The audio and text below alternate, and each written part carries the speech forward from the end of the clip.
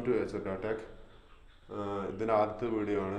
എല്ലാവരും സബ്സ്ക്രൈബ് ചെയ്ത് സപ്പോർട്ട് ചെയ്യുക. ഇഷ്ടപ്പെട്ടവർ ലൈക്ക് ചെയ്യുക.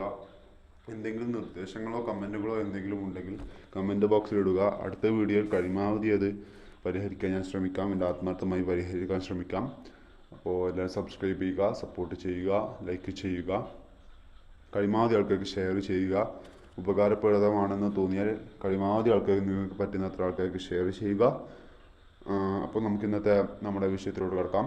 ഞാനിന്ന് നിങ്ങളോട് ചർച്ച ചെയ്യാൻ പോകുന്ന വിഷയം എന്താണെന്ന് വെച്ചാൽ SSLC 10ാം ക്ലാസ്സിലെ സോഷ്യൽ സയൻസ് ഹിസ്റ്ററിയിലെ ആദ്യത്തെ പാഠമായ revolutions that influenced the world, ലോകത്തെ സ്വാധീനിച്ച വിപ്ലവങ്ങൾ എന്ന വിഷയത്തെക്കുറിച്ചാണ്. അപ്പോൾ നമുക്കിതിൽ പോയിൻ്റായിട്ട് പഠിക്കാൻ നല്ലതെന്ന് തോന്നുന്നു. നിങ്ങൾക്ക് ഓരോരുത്തർക്കും ഓരോ പഠിക്കുന്ന രീതി ഉണ്ടാവും. ആരെന്ത് പറഞ്ഞാലും നിങ്ങൾക്ക് പഠിക്കാൻ ഏറ്റവും എളുപ്പമായ രീതിയിൽ നിങ്ങൾ പഠിക്കുക. ആരെന്ത് പറഞ്ഞാൽ മാതാപിതാക്കളാകട്ടെ ഗുരുക്കളാകട്ടെ നിങ്ങളെക്കാട്ടി നിങ്ങൾക്കറിയുന്ന വേറെ ആരുമില്ല. അപ്പോൾ നിങ്ങൾക്ക് എങ്ങനെയാണോ പഠിക്കാൻ തോന്നുന്നത്, പഠിക്കാൻ എങ്ങനെയാണ് നിങ്ങൾക്ക് ഏറ്റവും നല്ല വൃത്തിക്ക് നിങ്ങൾക്ക് പറ്റുന്നതെന്ന് തോന്നുന്ന രീതിക്ക് നിങ്ങൾ പഠിക്കുക. അത് പഠിക്കുമ്പോൾ വളരെ ആത്മാർത്ഥമായി മനസ്സിലാക്കി മനസ്സിരുത്തി പഠിക്കുക. അപ്പോൾ നമുക്കിന്ന് നമ്മുടെ പാഠത്തിലൂടെ കിടക്കാം. ആദ്യത്തെ പോയിന്റ് എന്നാൽ റിനൈസൻസ് എന്നാണ്. നവോത്ഥാനം എന്ന് പറഞ്ഞാൽ ഈ ലോകത്താകമാനമുള്ള വിപ്ലവങ്ങൾക്കെല്ലാം സ്വാധീനിച്ച ഒരു ഘടകമാണ് നവോത്ഥാനം. ഈ നവോത്ഥാനം മനുഷ്യൻ്റെ ജീവിതത്തിലും ചിന്തയിലും മനുഷ്യൻ്റെ കാഴ്ചപ്പാടിലും എല്ലാം ഒരുപാട് മാറ്റങ്ങൾ ഉണ്ടാക്കി. അവ ഏതെല്ലാമാണെന്ന് നമുക്ക് നോക്കാം. ഹ്യൂമാനിസം, മാനവികത, സയൻറ്റിഫിക് ടെമ്പർ, ശാസ്ത്രബോധം, റേഷണൽ തിങ്കിങ്, വിവേകപൂർവമായ യുക്തിപരമായ ചിന്ത, ഈക്വാലിറ്റി, സമത്വം, ലിറ്ററേച്ചർ, സാഹിത്യം. അപ്പോൾ നമ്മളിതോടെ നമ്മുടെ റിനൈസൻസ് മനുഷ്യൻ്റെ കാഴ്ചപ്പാടിലും ചിന്തയിലും കൊണ്ടുവന്ന മാറ്റങ്ങൾ നമ്മൾ പോയിന്റായി കുറിച്ചിട്ടു. ഇനി അടുത്ത് നമുക്ക് പറയാനുള്ളത് ആദ്യത്തെ നമ്മുടെ വിപ്ലവമായി നമ്മൾ പഠിക്കുന്ന ആദ്യത്തെ വിപ്ലവം അമേരിക്കൻ വാർ ഓഫ് ഇൻഡിപെൻഡൻസ് ആണ്. അമേരിക്കൻ സ്വാതന്ത്ര്യ സമരം. അപ്പോൾ അമേരിക്കൻ സ്വാതന്ത്ര്യ സമരത്തിൽ എക്കാലത്ത് മുഴങ്ങിക്കേട്ട ഒരു പ്രധാനപ്പെട്ട ഒരു മുദ്രാവാക്യമാണ് നോ ടാക്സേഷൻ വിത്തൗട്ട് റെപ്രസെൻറ്റേഷൻ. പ്രാതിനിധ്യമില്ലാതെ നികുതിയില്ല എന്നതാണ് ഇതിൻ്റെ മലയാളം. അപ്പോൾ ഞാൻ അത് ഇംഗ്ലീഷിലാണ് പറയുക. എന്നാലും മലയാളം മീഡിയക്കാർ മനസ്സിലാകുന്ന രീതിക്ക് ഞാൻ പറയാൻ ശ്രമിക്കാം. ഞാൻ ഇംഗ്ലീഷ് മീഡിയത്തിൻ്റെ ഒരു ഇത് നോക്കിയിട്ടാണ് പറയുന്നത്. മലയാളം മീഡിയക്കാർക്കും അറിയുന്ന രീതിക്ക് ഞാൻ മനസ്സിലാവുന്ന രീതിക്ക് പറയാൻ ശ്രമിക്കാം. അതിലെന്തെങ്കിലും മാറ്റങ്ങൾ വരുത്താനോ കുറച്ചുകൂടി മലയാളം പറയാനോ ഇംഗ്ലീഷ് പറയാനോ അങ്ങനെ എന്തെങ്കിലും നിങ്ങൾക്ക് പറയാനുണ്ടെങ്കിൽ അത് നിങ്ങളുടെ കമൻറ്റ് ബോക്സിൽ ഇടുക. ഞാൻ നോക്കാം. എൻ്റെ അടുത്ത വീഡിയോ ആത്മാർത്ഥമായി പരിഹരിക്കാൻ ശ്രമിക്കാം. ഇപ്പോൾ വിഷയത്തിലൂടെ കടന്നു വരാം. No taxation without representation. പ്രാതിനിധ്യമില്ലാതെ നികുതിയില്ല എന്നതാണ് അമേരിക്കൻ വാർ ഓഫ് ഇൻഡിപെൻഡൻസിൽ എക്കാലത്ത് മുഴങ്ങിക്കേട്ട ഒരു മുദ്രാവാക്യം. അത് ജെയിംസ് ഓട്ടിസാണ് ഉണ്ടാക്കിയത്. ജെയിംസ് ഓട്ടിസ് വാർത്തെടുത്ത മുദ്രാവാക്യമാണത്. അപ്പോൾ ഈ അമേരിക്കൻ വാർ ഓഫ് ഇൻഡിപെൻഡൻസിനുള്ള കാരണങ്ങൾ നമുക്ക് ഏതെല്ലാമാണെന്ന് നോക്കാം. Migration of Europeans to North America. North അമേരിക്കയിലോട്ടുള്ള യൂറോപ്യൻസിൻ്റെ പലായനം. For exploit resources in 16th century. 16ാം നൂറ്റാണ്ടിൽ യൂറോപ്യന്മാരുടെ വിഭവങ്ങൾ കൈയടക്കാനുള്ള ലക്ഷ്യത്തോടു കൂടിയുള്ള നോർത്ത് അമേരിക്കയിലോട്ടുള്ള പലായനം. രണ്ടാമത്തത് England established 13 colony in America on 18th century. 18ാം നൂറ്റാണ്ടിൽ ഇംഗ്ലണ്ട് അമേരിക്കയിൽ 13 കോളനികൾ സ്ഥാപിച്ചു. മൂന്നാമത്തെ point collecting of raw materials. North അമേരിക്കയിൽ നിന്ന് റോ മെറ്റീരിയൽസ് കളക്ട് ചെയ്യുന്നത്. നാലാമത്തെ selling the English materials in America. ഇംഗ്ലണ്ടിൻ്റെ സാധനങ്ങൾ അമേരിക്കയിൽ വിൽക്കുന്ന ഒരു സാഹചര്യം ഉണ്ടായതിന് അതൊരു കാരണമാണ്.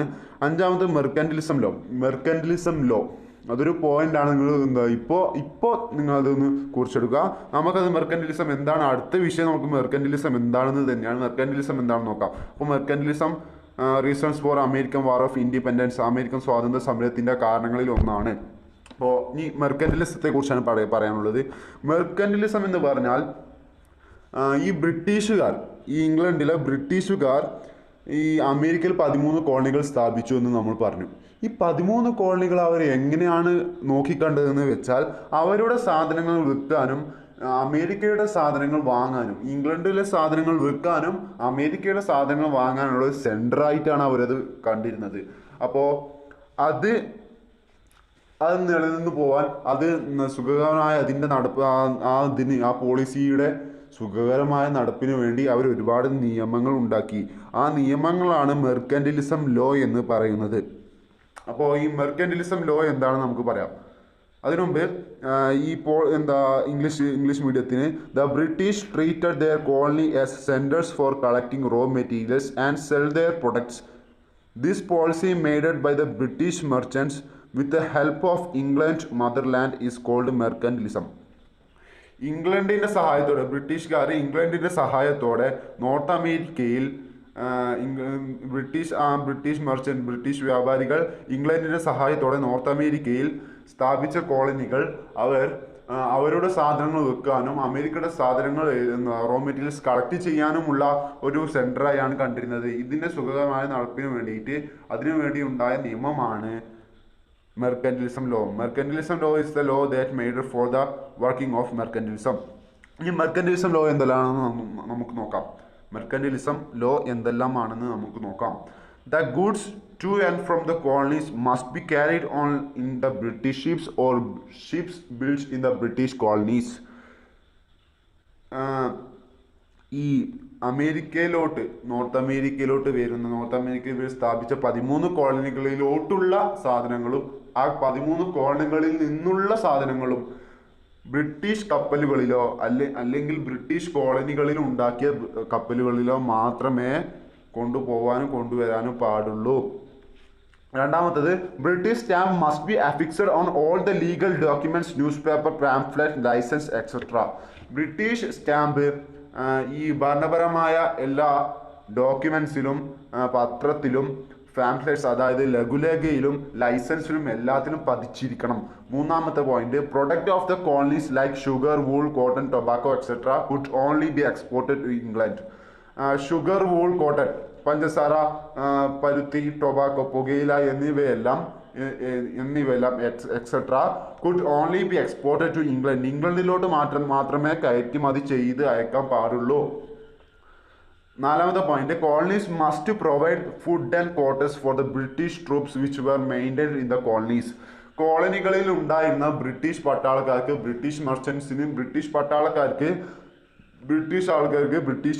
ആൾക്കാർക്ക് ഫുഡ് ആൻഡ് ക്വാർട്ടേഴ്സ് ഭക്ഷണവും താമസവും കോളനികളിലെ ആൾക്കാർ നിർബന്ധമായും കൊടുത്തിരിക്കണം. കോളനികളിലെ ആൾക്കാരാണ് ഇത് വഹിക്കേണ്ടത്. നാലാമത്താണ് ഇപ്പോൾ പറഞ്ഞത്. അഞ്ചാമത് import tax must be paid for all the import of tea glass paper etcetera. തേയില ഗ്ലാസ് പേപ്പർ എന്നിവയ്ക്കെല്ലാം ഇമ്പോർട്ട് ടാക്സ് ഇറക്കുമതി ചുങ്കം നിർബന്ധമായും നൽകിയിരിക്കണം എന്നതാണ് അഞ്ചാമത്തെ പോയിന്റ്. ഇനി നമുക്ക് അടുത്ത് പറയാനുള്ളത് ബോസ്റ്റൺ ടീ പാർട്ടിയെ കുറിച്ചാണ്. ബോസ്റ്റൺ ടീ പാർട്ടി എന്ന് പറഞ്ഞാൽ അമേരിക്കൻ സ്വാതന്ത്ര്യ സമരത്തിലെ പൊൻതൂവൽ കൊണ്ട് എഴുതിയ ഒരു പ്രധാന ഘടകമാണ് ബോസ്റ്റൺ ടീ പാർട്ടി. ഒരു മെയിൻ പോയിന്റ് ആണ്, പരീക്ഷയ്ക്ക് വരാൻ സാധ്യതയുണ്ട്. In 16th December 1773 1773 December 16 a group of people disguised as red Indians and entered to the ship in night on Boston Harbor.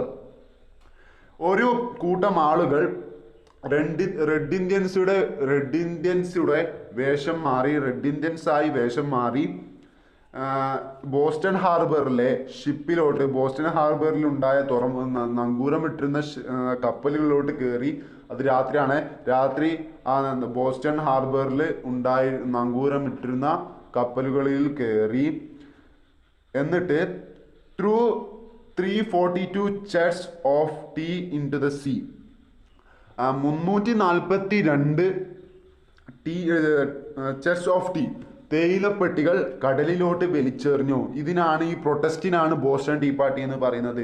ഇനി അടുത്ത് നമുക്ക് ചർച്ച ചെയ്യാനുള്ളതെന്ന് വെച്ചാൽ അമേരിക്കൻ സ്വാതന്ത്ര്യ സമരത്തിലെ ചിന്തകന്മാരെ കുറിച്ചാണ്.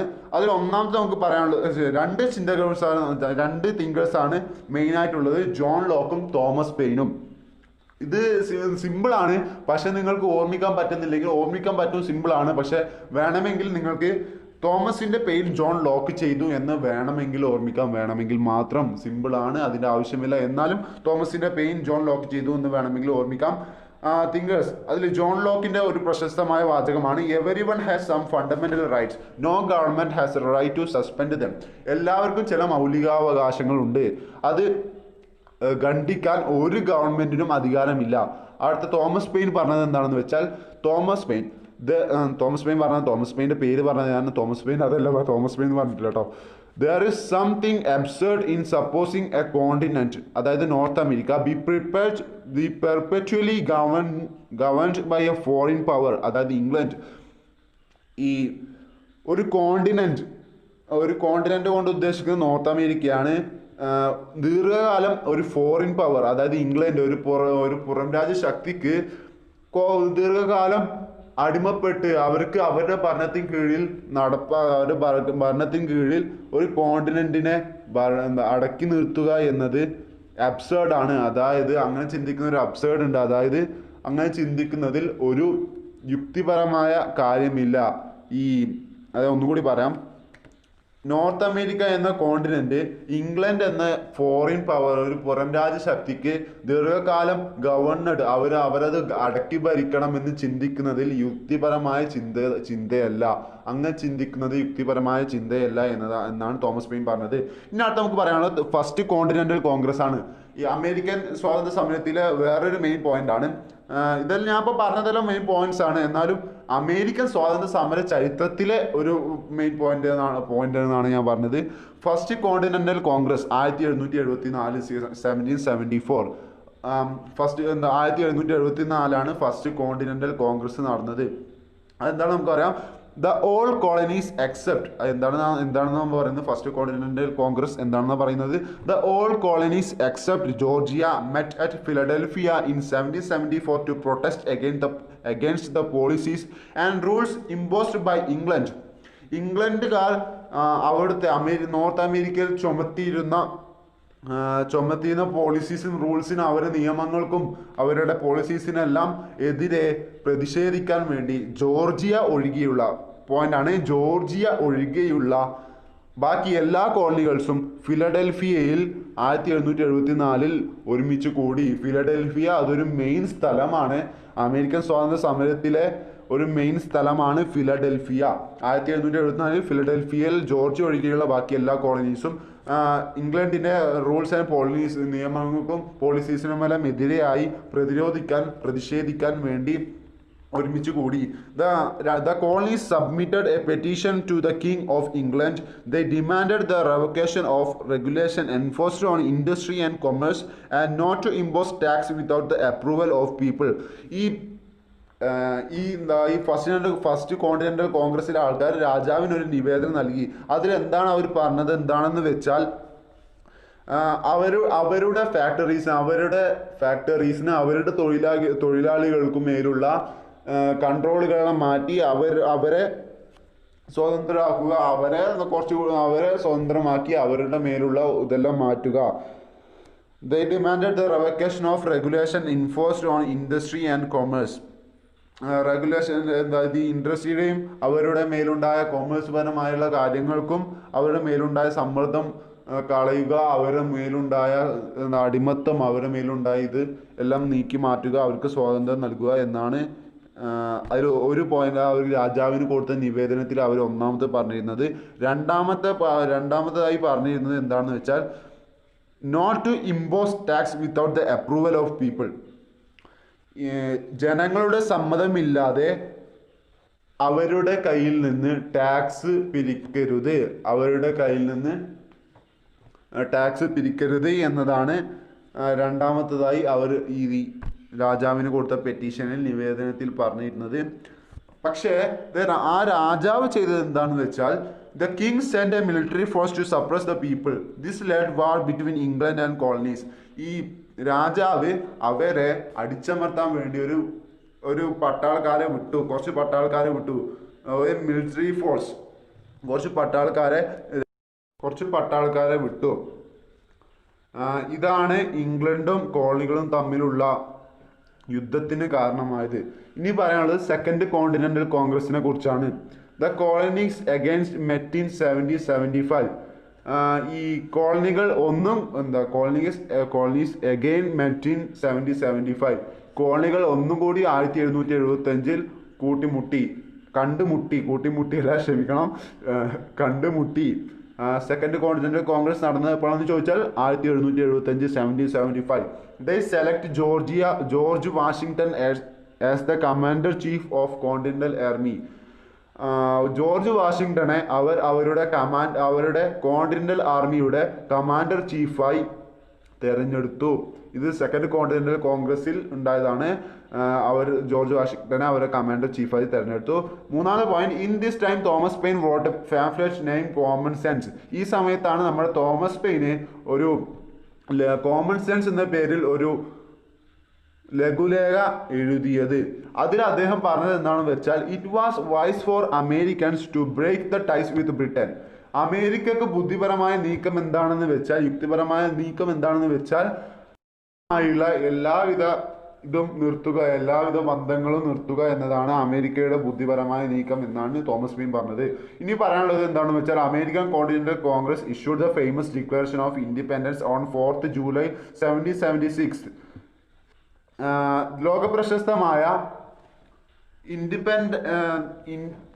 Declaration of Independence 4th July 1776 July 4-നാണ് the famous Declaration of independence American Continental Congress issued ചെയ്തത്.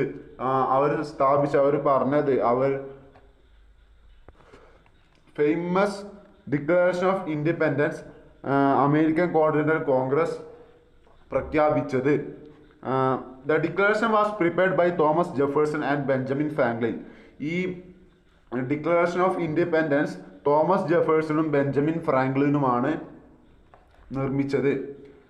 അടുത്ത ചോദ്യം ഒരു ചോദ്യമായിട്ട് വരുന്നതാണ്. Regarding human rights and freedom, what all you can find in this declaration. Human റൈറ്റ്സും ഫ്രീഡവും, മനുഷ്യൻ്റെ അവകാശങ്ങളും ഹ്യൂമൻ റൈറ്റ്സും ഫ്രീഡം സ്വാതന്ത്ര്യവുമായി ബന്ധപ്പെട്ട് ഈ ഡിക്ലറേഷനിൽ നിങ്ങൾക്ക് എന്തെല്ലാം കണ്ടുപിടിക്കാൻ പറ്റും? ഒന്നാമത്തെ പോയിന്റ്, ഓൾ ആർ ഈക്വൽ. ഈ ഡിക്ലറേഷനിൽ ഉണ്ടായ പോയിന്റ്സുകളാണ്. ഓൾ ആർ ഈക്വൽ, എല്ലാവരും തുല്യരാണ്. Every one has certain right, എല്ലാവർക്കും ചില അവകാശങ്ങളുണ്ട്. Government would protect rights, government ഈ അവകാശങ്ങളെ സംരക്ഷിക്കണം. Government must be made by the agree of people, ജനങ്ങളുടെ സമ്മതത്തോടു കൂടി ആയിരിക്കണം ഈ ഗവൺമെന്റ് ഉണ്ടായിരിക്കേണ്ടത് ജനങ്ങളുടെ സമ്മതത്തോടു കൂടിയായിരിക്കണം. പിന്നെ നടന്നത് കോളനികളും ഇംഗ്ലണ്ടും തമ്മിലുള്ള യുദ്ധം അവസാനിച്ചതാണ്. അത് 1781-ലാണ് കോളനികളും ഇംഗ്ലണ്ടും തമ്മിലുള്ള യുദ്ധം അവസാനിച്ചത്. 1783 പാരീസ് ഉടമ്പടി പ്രകാരം ഇംഗ്ലണ്ട് ഈ 13 കോളനികളുടെയും സ്വാതന്ത്ര്യം അംഗീകരിച്ചു. പിന്നെ ഒരു കോൺസ്റ്റിറ്റ്യൂഷൻ കൺവെൻഷൻ വീണ്ടും ഒന്നുകൂടി ഉണ്ടായി. അത് എവിടെയാണെന്ന് വെച്ചാൽ ഫിലാഡൽഫിയയിൽ തന്നെയാണ്. ഞാൻ പറഞ്ഞ ഫിലാഡൽഫിയ ഒരു മെയിൻ പോയിന്റ് ആണ്. ആ മെയിൻ ഫിലാഡൽഫിയ ഒരിക്കലും മറക്കരുത്. ഫിലാഡൽഫിയയിൽ ഒന്നും കൂടി ഒരു കോൺസ്റ്റിറ്റ്യൂഷൻ കൺവെൻഷൻ ഒരുമിച്ച് കൂടി ഹെൽഡ് ഓൺ ഫിലാഡൽഫിയ.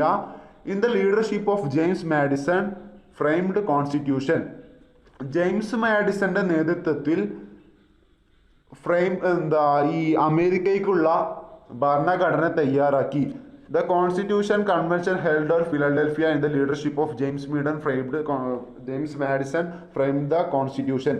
ജെയിംസ് മാഡിസന്റെ നേതൃത്വത്തിലുള്ള ഈ കോൺസ്റ്റിറ്റ്യൂഷൻ കൺവെൻഷൻ ഫിലഡൽഫിയയിൽ നടന്ന കോൺസ്റ്റിറ്റ്യൂഷൻ കൺവെൻഷൻ ജെയിംസ് മാഡിസന്റെ നേതൃത്വത്തിൽ അമേരിക്കക്കായി ഒരു ഭരണഘടന തയ്യാറാക്കി. പിന്നെ നടന്നത് എന്താണെന്ന് വെച്ചാൽ George Washington become the first president of United States of America. അതായത് അമേരിക്കൻ ഐക്യനാടുകളുടെ യുണൈറ്റഡ് സ്റ്റേറ്റ്സ് ഓഫ് അമേരിക്കയുടെ ആദ്യത്തെ ഔദ്യോഗിക പ്രസിഡന്റായി ജോർജ് വാഷിങ്ടൺ മാറി. അവരെ പ്രസിഡന്റായി അവർ തിരഞ്ഞെടുത്തു. ഇനി influence of American war of independence. ഈ അമേരിക്കൻ വാർ ഓഫ് ഇൻഡിപെൻഡൻസ് ലോക ചരിത്രത്തിൽ ഒരുപാട് ഇൻഫ്ലുവൻസ്, ഒരുപാട് സമ്മർദ്ദങ്ങൾ ഉണ്ടാക്കി. അവ ഏതെല്ലാമാണെന്ന് നോക്കാം. Gave direction and motivation to later freedom and struggle revolution all over the world. ലോകത്തിന് മുഴുവൻ അതിനുശേഷം നടന്ന എല്ലാ ഫ്രീഡം സ്ട്രഗിളിനും റെവല്യൂഷനും മോട്ടിവേഷൻ നൽകി. രണ്ടാമത്തേത് put forward the concept of republican form of ഗവൺമെന്റിന്റെ റിപ്പബ്ലിക്കൻ ഫോം എന്ന ആശയം ആദ്യമായി മുന്നോട്ട് വെച്ചു. Prepared the first written constitution. ആദ്യമായി റിട്ടൺ കോൺസ്റ്റിറ്റ്യൂഷൻ, എഴുതപ്പെട്ട ഭരണഘടന തയ്യാറാക്കി. പിന്നെ നാലാമത്തെ പോയിന്റ്, അവസാനത്തെ പോയിന്റ് ആണ്, contributed to the concept of federal system that ensured the freedom and authority states in union. സംസ്ഥാനങ്ങൾക്ക് ഫ്രീഡവും അതോറിറ്റിയും കൊടുക്കുന്ന ഫെഡറൽ സിസ്റ്റം എന്ന ആശയം മുന്നോട്ട് വെച്ചത് അമേരിക്കൻ വാർ ഓഫ് ഇൻഡിപെൻഡൻസ് ആണ്. പിന്നെ ഇതോടുകൂടി നമ്മുടെ ഈ ഇന്നത്തെ വീഡിയോ കഴിയുകയാണ്. ഇനിയും ഒരുപാട് റെവല്യൂഷൻസ്, ഒരുപാട് വിപ്ലവങ്ങളെ കുറിച്ച് പറയാനുണ്ട്. അതെല്ലാം നമുക്ക് അടുത്ത വീഡിയോകളിൽ ചർച്ച ചെയ്യാം. അപ്പോൾ എൻ്റെ വീഡിയോ കണ്ടവർ ഇഷ്ടപ്പെട്ടെങ്കിൽ തീർച്ചയായും ലൈക്ക് ചെയ്യുക. കമൻറ്റ്, എന്തെങ്കിലും നിർദ്ദേശങ്ങളുണ്ടെങ്കിൽ കമൻറ്റ് ചെയ്യുക. എന്നെ സബ്സ്ക്രൈബ് ചെയ്ത് സപ്പോർട്ട് ചെയ്യുക. ഇനി നമുക്ക് അടുത്ത വീഡിയോയിൽ കാണുന്നവരെ